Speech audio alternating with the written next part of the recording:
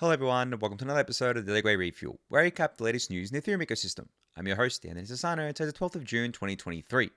Alright everyone, let's get into it. So a volatile weekend in the markets, as I'm sure you're all aware of by now. But the funny thing is, it wasn't volatile for ETH and BTC really, it was mostly volatile for everything else. Now, people are speculating, or I guess like drawing the conclusion here that everything else kind of nuked or went down because of the fact that the SEC is going after Coinbase and Binance in lawsuits and has listed a bunch of assets on there that they consider to be securities. Now, I don't know how much I agree with that. I know it may seem like the obvious reason, but at the same time, I look at the whole kind of market and the way it is right now, and I look at history as well, and I kind of look at what the market had been doing over the past like month.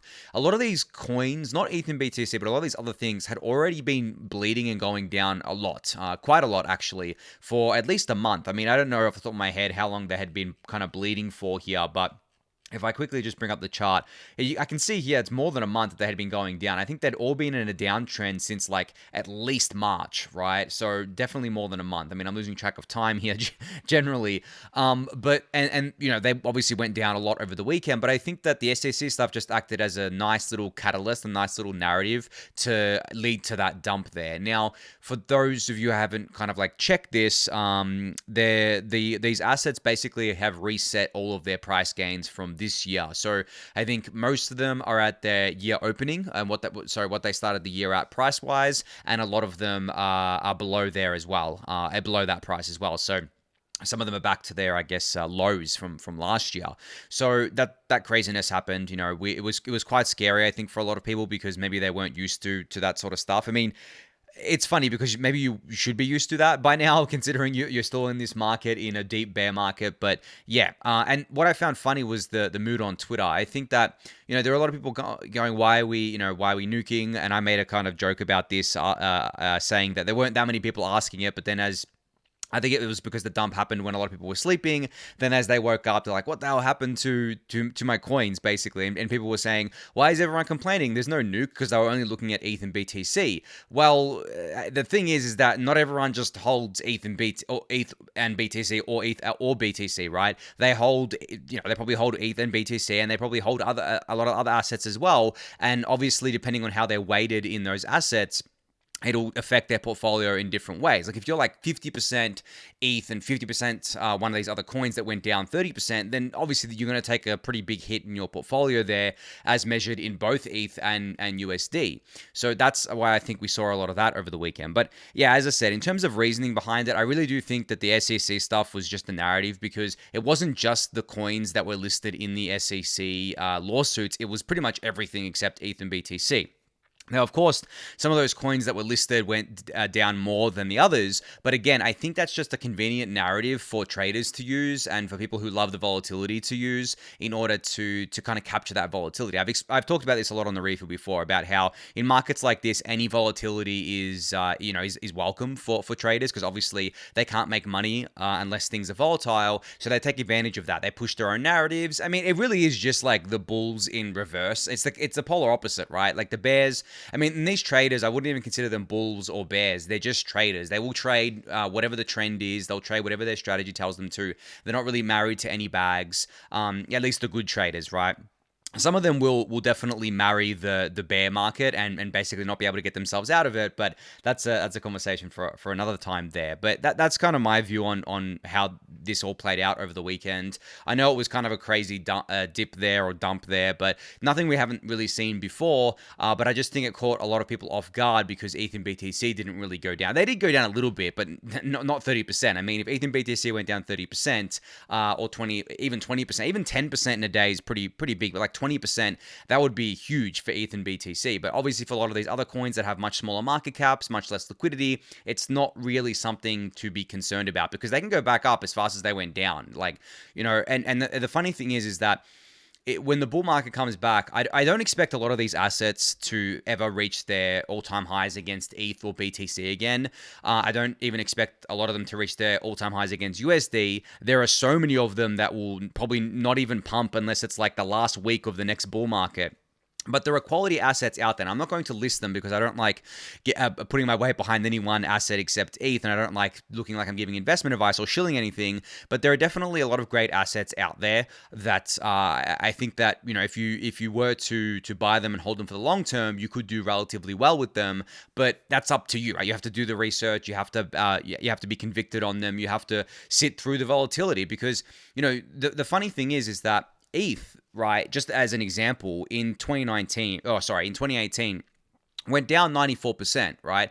Then in 2019, it went from like $80 to 360. Then it went back to 100, and then it went to it started its obviously its new bull market. Oh wait, no, then we had the COVID dump, right? It went back up to like 300 or close to 300, dumped back to 100 during the COVID dump, and then from there, within a year, it was at 4,900. So volatility works both ways. If you don't have the conviction on the things that you're buying to hold through the volatility, then really you're going to just overtrade. You're going to panic sell, panic buy. You're going to incur all these taxable events depending where you are in the world, which makes it even suckier because you could end up owing more tax than the money you have if you're trying to overtrade or emotionally trade there. So that's why I think that for most people, pretty much for everyone, longer term, I guess like time frame where you literally don't look at the price and you just don't worry about it is probably the best bet. But at the same time, I understand that that's a learned skill. It's not something that can be taught, and it's actually incredibly hard to do. Investing is not easy.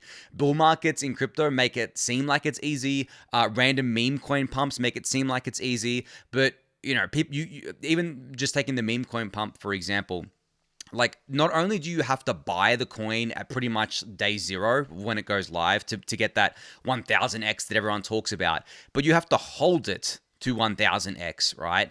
Like, and all the stuff that goes into that is just incredibly complex. It plays on your emotions. I mean, would you hold something that you consider to literally be a joke coin that you're literally gambling on for 1000x after you make 10x on it? You probably not, right? Like even lower than that, depending on who you are. Some people will sell it at a 2x.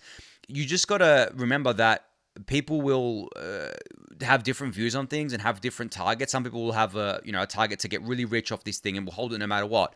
And a lot of the times it won't do anything and it'll go to zero. But there's so many different complexities that go into trading and investing that it would take me hours to explain them all. But that's kind of the gist of it there. But anyway, enough on the markets here and about what happened over the weekend. I figured I'd just touch on it because I know that it was something that people wanted me to talk about. But relating back to, I guess, like the SEC generally, there was another tweet that I put out over the weekend where I basically gave my view about the whole kind of SEC thing. Now, I'm not going to read out the whole tweet because it's a pretty long tweet here, but the TLDR is that I think I mentioned this on the refuel before. I think Gary Gensler really is just in it for himself. I don't think he cares about crypto either way. I don't think he hates crypto. I don't think he loves crypto. I think crypto to him is just a convenient thing for him to latch onto in order to achieve his own goals. And what are his goals? Well, I mean, I think it's pretty obvious. He wants to get promoted, essentially, right? He wants to go to the Treasury Department. He wants to take Janet Yellen's job. So how to do that? Well, you need to get noticed by your superiors. Just like in any kind of job that you want to get promoted in, you have to be noticed by your superiors. And that's exactly what he's doing by bringing enforcement actions against highly visible targets like Coinbase and Binance and celebrities and things like that, rather than going after the actual scammers and grifters that we know in crypto because they're just not high profile, right? And people will ask, well, why didn't he go after SBF and FTX? Well, think about this for a second, and Do Kwon and stuff like that. Well, think about this for a second. In crypto, we all knew of these things, right? They were big deals to us. We heard about them every day. But outside of crypto, who knew about SBF? Like, who knew who SBF and FTX was? Like, if I said to my parents, hey, do you know what FTX is? Do you know what SBF is? Before it blew up, they would have said no. But my dad literally mentioned it to me within a couple of days of it blowing up because it was on the news. So just because something seems like it should be something that everyone knows about because it's so, I guess, like visible in crypto, doesn't mean that it's visible outside of crypto. Now that FTX blew up, and also there's obviously a lot of there's a lot of people saying that what is his name? Gary Gensler was cozying up to SBF, which he was, and SBF was also a big donor to the Democrats, so that probably played a role as well. And also, there's photos of SBF with Democrats, but at the time, right? Again, there was like an unknown thing. There probably wasn't any political will to go after this guy or to look into this thing. One, because he was a donor, and like going after your own. He was the second biggest donor to Biden, I believe, in his presidential campaign. Going after that, it's just not politically palatable. And also, they once it blew up, they obviously want to bury that, so they have to make noise about other things, and then just reference FTX and say we want to, make sure that it's not a repeat of FTX and whatever other crap that they can come up with. But bringing it back to my point here, I really just do think that once Gensler moves on from like the SEC, I don't think he's going to care about crypto at all. I don't think he's going to talk about it anymore. He's going to be worried about what's happening at the Treasury and all the stuff there. And I do think that he's probably not going to be chairman to see all of these cases play out. Like the Coinbase and Binance case is going to go on for a very long time, especially the Coinbase one, because Coinbase has a lot more to lose, I believe, than Binance. Binance, obviously, with Binance US, it's not a huge thing for them. I think they're probably just going to close it, to be honest, and shut it down, because they're going to lose their banking partners. And then they've got Binance Global, which is obviously much bigger, so they're not going to care too much about US. But for Coinbase, like, unless they move the exchange offshore, which they may end up doing, they still have a lot more to lose, because their customer base, most of them are US citizens, right? They are a US-based company. They are a public company. And obviously, they want to remain in the US. They want to remain a public company, and they want to be able to operate in the US because it's a huge market. So they have a lot to lose. So they're going to fight really, really hard with this case, which means it's going to take years for this to resolve. And, if Gensler gets promoted to the Treasury, he's not going to say no. That's what he wants. So he's going to say yes, he's going to go there, and then that's it. Whoever takes over the SEC will have to worry about these cases. And the funny thing is, if it's someone that's really positive on crypto, I don't know exactly how this works. I don't know if the SEC could actually withdraw this, their case against Coinbase. But if someone is really positive against crypto, they're probably going to play a much different game than what Gary Gensler has, and we may actually get some positive stuff out of the SEC. But that's me, I guess, putting a positive spin on things. But generally, that's just how I think about it. I don't think that Gensler cares too much about crypto. I don't think he cares about it enough to want to destroy it or anything like that. I think he just wants to use it as a way to court favor with his superiors, which are the high-ranking Democrats, which also, I guess, like have the funny thing is that the higher-ranking Democrats, such as Elizabeth Warren, they actually hate crypto. Like, she actually hates crypto. I also think she's using it as a way to get votes as well. But at the same time, I would believe that she doesn't like crypto, because she's putting it in the same bucket as kind of like the Wall Street people that she's been rallying against for a while now. And for her, that's an easy way to get favor with her voter base. And also, she can just come up with bullshit and no one's going to call her on it out of her voter base. The only people are going to call her on it are people in crypto. And yeah, so as I said, I don't think Gensler hates crypto. He's just using it as a way to get his promotion and play politics. Because at the end of the day, this is all politics, guys. It sucks, because you'd think that these regulators should be doing their job, but at the end of the day, a lot, the funny thing is, a lot of the people that work at these agencies probably are doing their job. The ones that aren't interested in political power or anything like that, just the everyday Americans that are working at these institutions. But obviously Gary Gensler, someone who is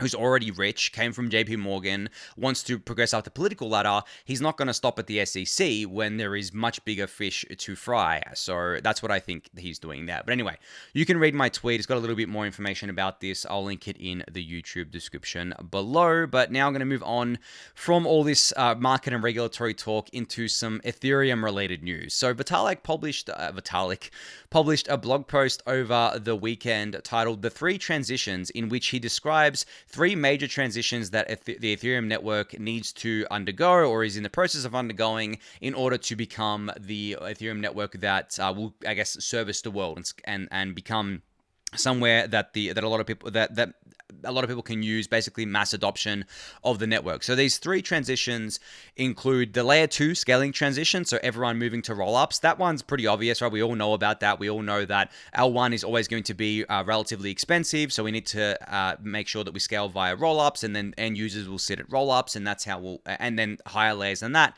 and that's how we'll scale to the world. The wallet security transition, everyone moving to smart contract wallets instead of normal wallets that we have today. And those normal wallets are called externally owned accounts.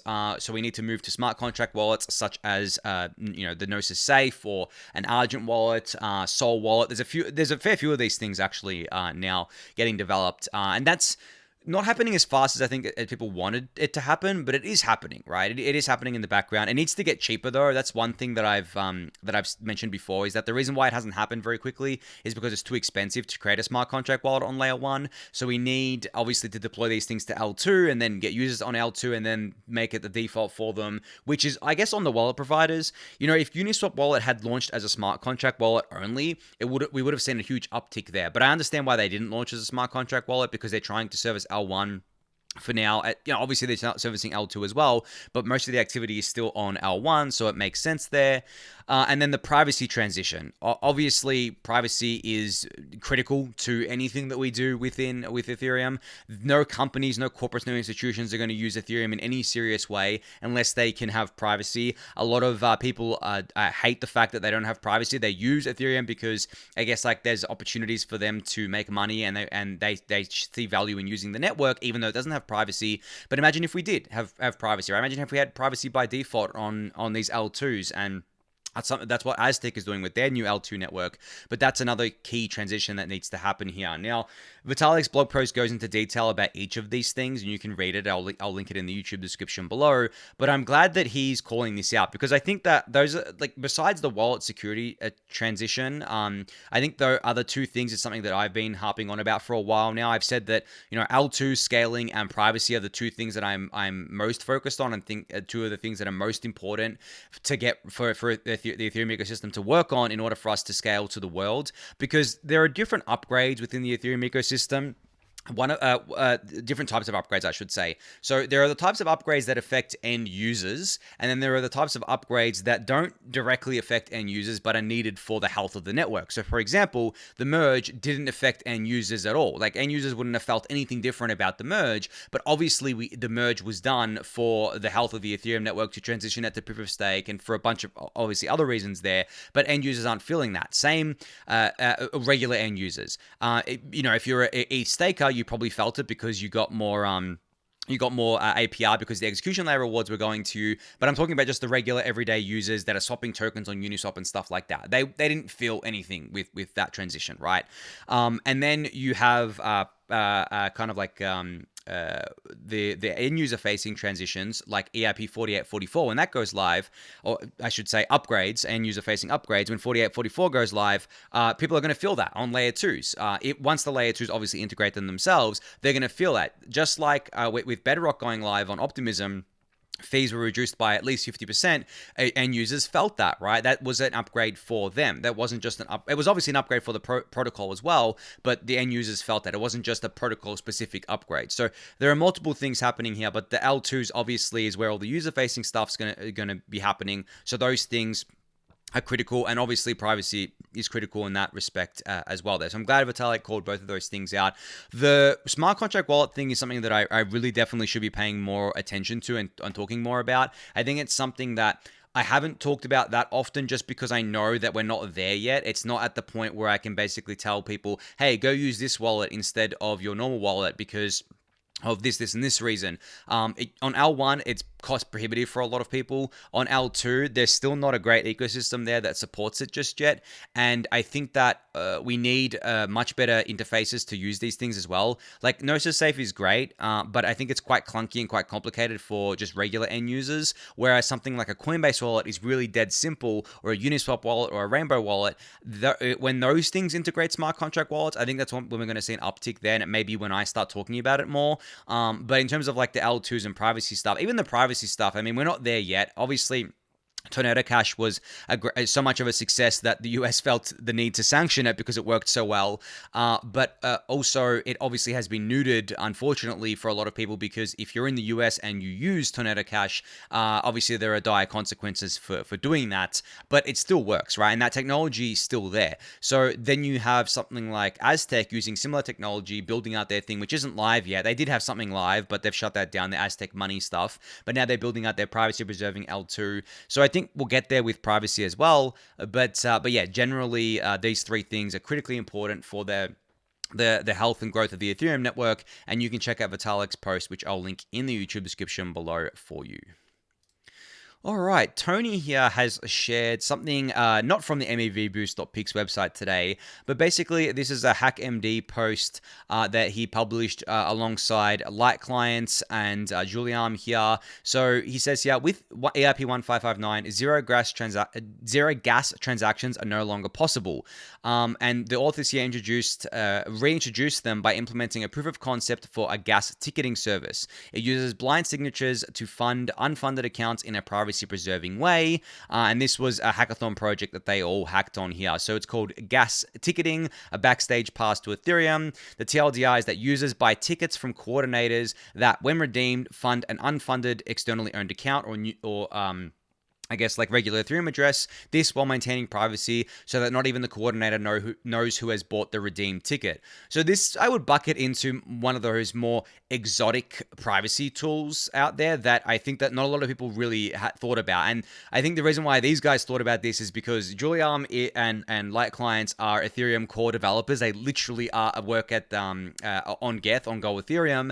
And Tony here, obviously I've mentioned him a bunch of times, but he's an Ethereum researcher. So really, it's not something that the everyday person is going to think about building, but because these people are involved in the core development process, they obviously thought of this, and they know exactly how to build something like this in order to alleviate this issue here. So I just thought this was really cool. Obviously feeds into what I was saying before about privacy, but it's a really cool way to fund an account with ETH. Basically, if you don't have so basically you create a new Ethereum wallet. There's no ETH in there. Well, by using this protocol, or using this proof of concept here, you can fund that address in a privacy preserving way, which is, I think, very, very cool. So anyway, you can check out this gas ticketing thing. I'll link it in the YouTube description below for you to do so. All right, so I'm sure you guys have seen this nice purple banner with a number in it all over Twitter over the past few days from Polygon. So Mihailo here, one of the co-founders of Polygon, shared this over the weekend, but with the number 2 here, which I think, so this was shared on June 9th, my time. So I guess the announcement's probably going to happen today about what this is. Today being Monday. It hasn't happened yet, or at least at time of recording, so maybe it's happened by the time you're watching this. But yeah, there seems to be a big announcement coming out of the Polygon ecosystem. Now, you guys know I'm an advisor to Polygon here, just to disclose that there. But generally, I think Polygon, when they tease things like this, it's not something to be taken lightly. I think they usually do live up to the hype, and I'm very curious to see what this is all about and the details around this, because it definitely seems like something to me that he's going to be a big deal. So anyway, I just wanted to put that on your radar in case it hasn't been announced yet. But if it has, we'll see what it is. I don't even think I should speculate on what it is, because I'm not entirely sure. Maybe it's I don't know. Maybe it's something to do with their ZK tech or some other announcement there. But yeah, I'm excited to see what it is, and I'll probably revisit it on tomorrow's Refuel once it's announced. All right, so you guys will remember that little bug that happened the other day on the Arbitrum 1 network, where essentially there were no batches being posted to layer 1 because the I guess account ran out of ETH to pay for the gas fees because of a bug in one of the contracts there. In one of the sequences. And Arbitrum has posted a proper post-mortem all about this that you can check out now, which I'll link in the YouTube description below. But there's three things that are important to note that they highlight here. The sequencer did not go down or run out of funds. The sequencer continued accepting user transactions, and no user funds were at risk. Now, the full details are in this post-mortem with a timeline as well, and action items, which you can check out. I'll link it in the YouTube description below. All right, so Hi has been launched on testnet. Now, I've talked about Hi before. It's a multi-collateral fork of Rye on Optimism. So they're practicing getting Hi on Optimism Goerli right now. So the full launch announcement post is here in the forum. Basically, I've discussed this before. I've discussed Hi before when I think it was first announced that it's a multi-collateral version of Rye. The collateral types will include these listed here: ETH, Rye, LSDs like STETH and RETH, and assets on Optimism like OP and Uni, with room for expansion. And I remember, I think, mentioning at the time, it's quite funny that Rye was started and was just like ETH collateral only because it wanted to be as decentralized as possible, and it wanted to just use ETH because it was trying to follow in the footsteps of single collateral DAI. but it was using a different mechanism to keep its, I guess, like quote unquote peg. But now they're trying something different. They're not pegging it to 3.14. They're pegging it to $1 because it's, I guess, like from a psychology perspective, no one wants to kind of trade with something that's pegged to 3.14. If it's supposed to be a stable coin, they want to, or a US dollar stable coin, they want to trade it when it's pegged to $1. But the reason why I find it funny is because I've said for a very long time, I don't think you can create a truly decentralized, scalable, and stable coin with just ETH as collateral, even staked ETH as collateral. It just does not scale very well because you need, obviously you need the ETH market cap to be not only really high, but you also need a lot of people to be minting this stable coin against ETH in order to get your market cap really high. Now, at the same time, I've been thinking a lot about this recently when it comes to stablecoins. I think there is room for stablecoins that don't try to be this huge thing, don't try to be like $1 trillion stablecoin that everyone uses and try to grow as much as possible. I think there is room for something that may be backed by, I guess, like LSDs, because people want to put their LSDs into something and use it as collateral, and then just backed by that, and then that stable coin can be used within the ecosystem for those kinds of people. So it could still remain like a niche area, but still be useful to the people that want to do it that way. So High might be something like that. It could be possible, but we'll have to see how that shakes out there. So yeah, it seems like they're going to be going onto the Optimism Goerli testnet before a mainnet launch sometime in the future. All right, so I came across this project that I forgot to mention the other day called Builda. So Builda is basically the product hunt for Web3. So I guess, for those of you who don't know, Product Hunt is this kind of website that you go to and you can find out all about these new kind of products, whether they be like Web 2 products or products in the real world, essentially, in order to just go and I guess use them and check them out and see what's new there. Well, with Builda, the DeFi dude here and JC are taking this this concept and bringing it to Web3 and trying to track Web3 projects and the like. So if you go to builda.dev, you'll be able to see everything here. So you can see they've got like this week, you can see the new products that have been kind of launched or featured this week, and then you can submit your own project here as well. There are and you keep scrolling down the list here, and you can upvote different things if you log in or register. I wonder if they've got like an Ethereum login. No, not yet. It seems like log in with Twitter or log in with Google so far. Maybe they'll be adding login with Web3 soon, like login with an Ethereum wallet. That'd be pretty cool. I think this is still early days though. Obviously, still not totally fleshed out or anything just yet. Still, I think it's just launched the other day, actually, June 5th. Yeah, it didn't launch very long ago, but still something cool that I figured was worth highlighting just for you guys to find new projects, because I know people are always on the hunt for new projects, especially a lot of people want to airdrop farm new projects as well. So this might be something that is interesting for you to keep an eye on. But yeah, I'll link this in the YouTube description below, or you can go to builda.dev. Builda, not ER, so it's Builda but with an A, BUILDA.dev. That's where it is there, and I'll link DeFi Dude's Twitter thread about this in the YouTube description below for you to check out.